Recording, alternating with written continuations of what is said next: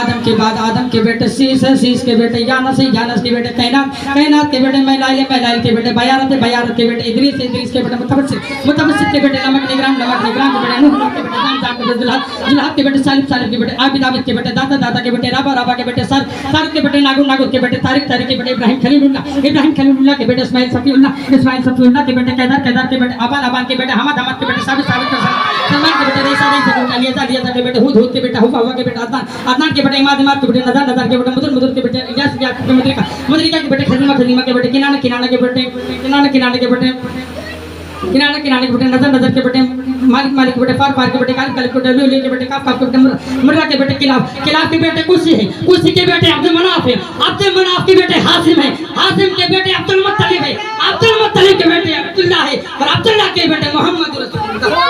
अल्लाह सुभान अल्लाह। नारे तकबीर, नारे रिसालत, मसलकी आला हजरत, फैज़ाने आला हजरत, जश्न ईद मिलादुन नबी।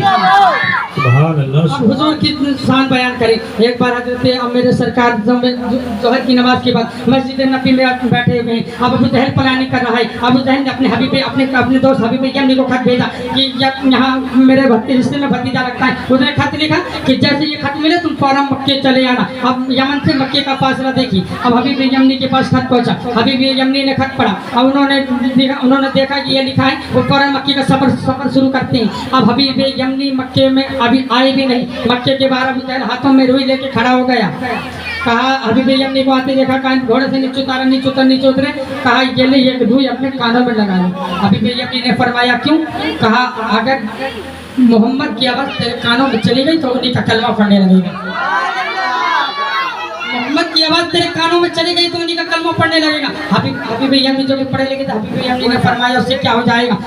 अबू जहल फरमाते यार सच बताओ, क्या सच बताओ? क्या यार रिश्ते में भतीजा रखता है, हमारी माताओं को बुरा कहता है, कहता है इंसान फिर मरेगा, मर के अल्लाह दोबारा पैदा करेगा। हबीब यमनी जो पढ़े लिखे थे फरमाते हैं हाँ यार ये बात ही सच्ची है। जब कुछ ना था तब पैदा कर दिया, तो मार के पैदा कर दे तो कौन सी बड़ी बात है। अब लेके कहीं कहा यार क्या हुआ, क्या उसका इलाज कर दे, क्या पता तो कर क्या बात है। हबीब यमनी फरमाते हैं चल ठीक है चलो। कहा नहीं हम उनकी यानी हम उन्हें अपने आप बुलाएंगे। कहा ठीक है। उन्हें अब खबर भेज दी गई हबीब मुस्तफ़ा की बारगाह में। अब जोहर की नमाज के बाद मेरे सरकार निकलने वाले हैं। अब जरा तवज्जो करो नौजवान, अब जरा ध्यान करीब करो। अब हबीब यमनी को फरमाते हैं हाँ। अबू जहल कहता है यार ये तो बता तू पता कैसे चलेगा, पता कैसे करेगा? हबीब यमनी फरमाते हैं नफ्स पकड़ के देखूंगा।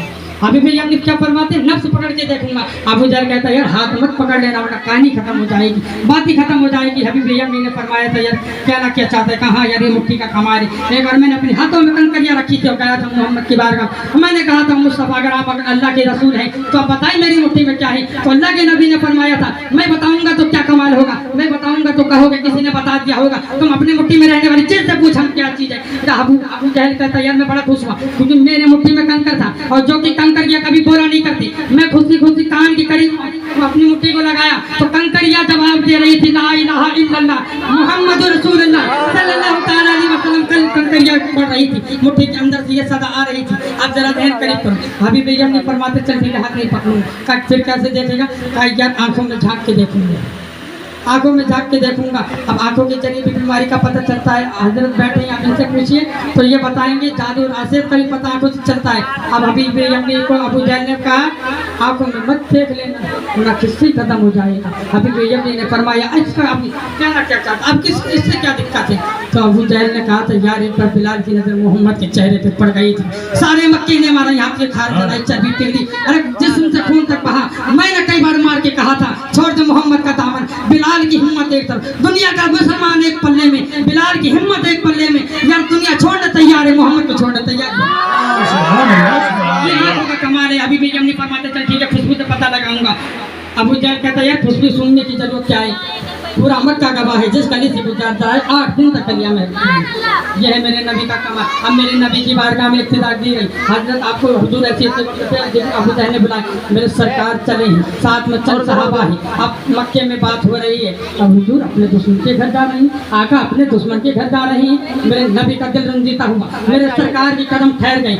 दिल में अल्लाह से बातें की, रब्बा ऐसी ऐसी मक्के में बातें हो रही है। रब ने ऐलान कर दिया, महबूब परेशान क्यों होते हो, घर किसी का है चर्चा तो तुम्हारा ही, घर किसी का है चर्चा तो तुम्हारा ही। मेरे मुस्तफा चल दी, आप जरा अबू जहल की प्लानिंग देखो। अबू जहल कर यार मैंने सुना जब वो आते हैं बड़े बड़े सौदा बैठे, बड़े बड़े दुश्मन बैठे, अबू जहल कहता है यार जब वो आते तो मुझे इज्जत ताज़ीम के लिए खड़े होकर, मगर वो आज आ जाए तो आज कोई खड़ा मत होना, उनको भी उनकी औकात में पता चलता है, मगर उसे क्या मालूम था बनोस बन के जिसकी हिफाजत हवा करे, वो समा क्या मुझे जैसे खुद रोशन खुदा करे, वो मेरे नबी को दलील करना चाह रहे थे माजल्ला। अब रब की प्लानिंग देखो, जिब्रील रब पे चली, क्या कर रहे हैं, हुक्म फरमा दे। अबू जहल के घर प्लानिंग चल रही है, फरिश्तों की जमात लेके जाओ और जितने बड़े बड़े सैदा बैठेंगे सबके पीछे एक एक फरिश्ता खड़ा कर दो। और एक जिब्रील जब मोहम्मद मेरा महबूब आए, मैं भी देखता हूँ महबूब मेरा जैसे मैं चाहूँ महबूब मेरा जिससे मैं चाहूँ वो खड़ा होगा, मैं भी देखता हूँ कौन खड़ा नहीं होता। अब जिब्रील अमीर को अल्लाह ने फरमा दिया, जिब्रील फरिश्तों की जमात लेके जाओ, तमाम सैदा उतबा के पास पीछे एक फरिश्ता खड़ा कर दो।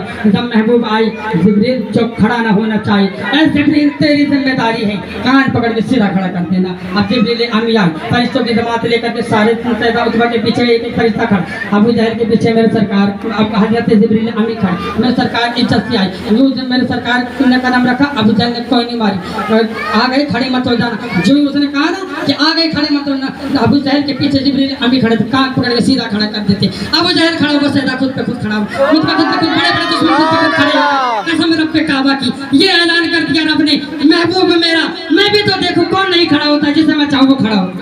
ये अल्लाह का ऐलान है। अल्लाह के रसूल को दलील करने वालों कान खोल के सुन लो, इसलिए कहते हैं जबर है शेर होता तो क्या होता, गुलाम अहमद रजा का शेर होता तो क्या होता, जालिम और रबीउल नूर पे उंगली उठाते हो तुम, इस दौर में हजरत उमर होते तो क्या होता।